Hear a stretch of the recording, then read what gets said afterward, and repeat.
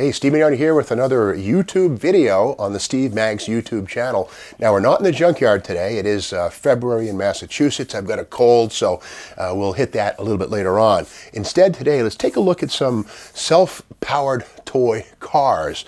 First up are the Hasbro Amaze-A-Matics. These arrived in 1969, and these are marketed as the car with a brain. What these are is they're self-powered little cars. They take AA batteries, but you would take a plastic punch card, put it in the tail of the car, turn it on, and then the tires, the front tires, would actually turn and replicate a road course.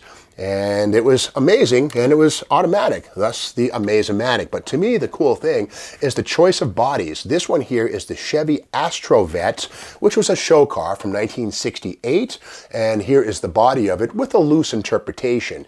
They also released the Charger 3, which came along in 1968 as well. And this is the Charger show car with the gull top roof, and supposedly had a 426 Hemi in it, but don't know. But here they've captured the lines of the Charger 3 pretty well.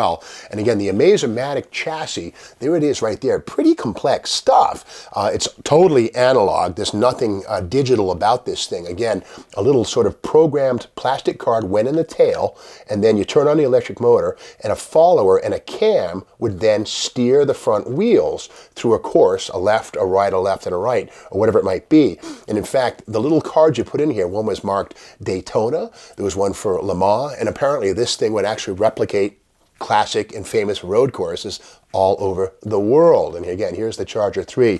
Now, Charger 3, of course, was a famous Chrysler show car, also made in 64 scale by Matchbox, and here we have them right here with the tops that go up and down. And of course, MPC made a 1/25th scale version of the Charger 3. Two versions, actually, an actual kit. And then Al Vander Wood's Flying Dutchman funny car version of the Charger 3.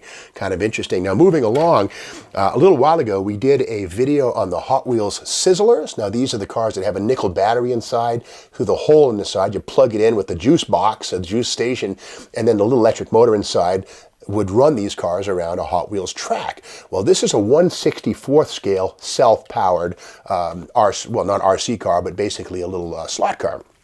Well, moving up to 1/25th scale, we have this. This is a Marx Ferrari 250 GTO, and what a beautiful little slot car this is. Now, it's called a slot car, of course, because this little electric guide would sit into a slot in the track, and the pickups would carry the juice to the rear tires, and it would go around the track. But again, beautiful. Now, Marx is a toy maker that opened in 1919 in New York City, and these things, about 1964, were sold at Sears Roebuck dealerships.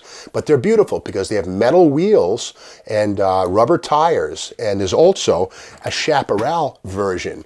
Same basic idea, great graphics, just beautiful wheels. Again, aluminum rims with rubber squishy tires on them, little driver figure. And again, Jim Hall's Chaparral was an American classic in the Can-Am Road Race series.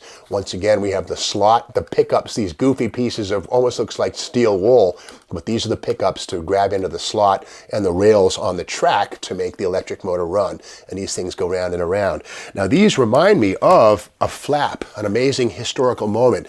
This right here is the March 1964 issue of Car and Driver magazine. And as we see on the cover, GTO versus GTO. This is the infamous article where a Ferrari GTO and a Pontiac GTO were supposedly brought together in the same time in the same place.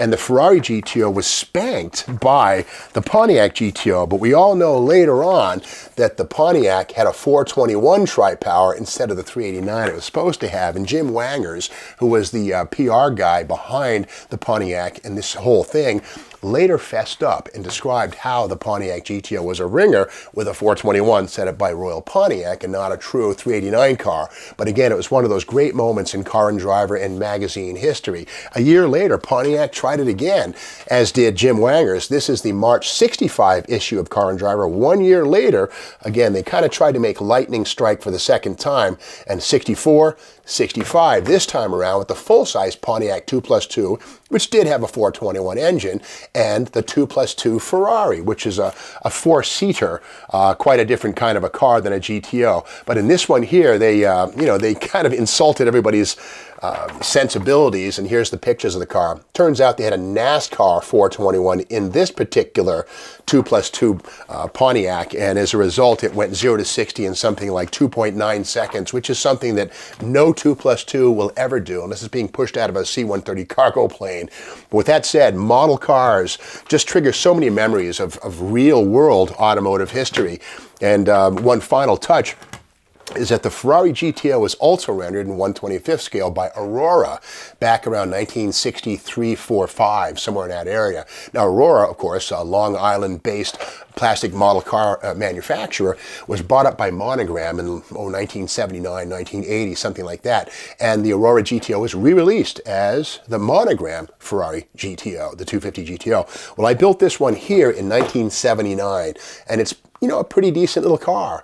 In many ways, it looks just like the box stock kit until you open the hood. And back in 1979, as I am now, I was a Hemi fanatic. So I put a Johan 426 Hemi out of a Roadrunner into this, and there it is on the bottom, the big Hemi 4-speed, and a Dana 60 rear axle. I had to put that in there too.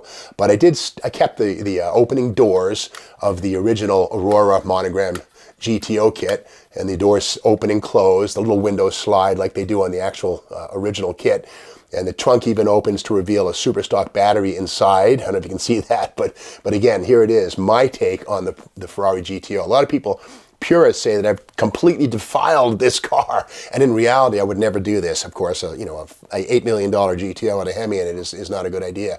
But anyway, this is what I did in 1979, and I still have this thing. I was, 14, 15 years old when I built this, but I had Hemi fever then, as I do now.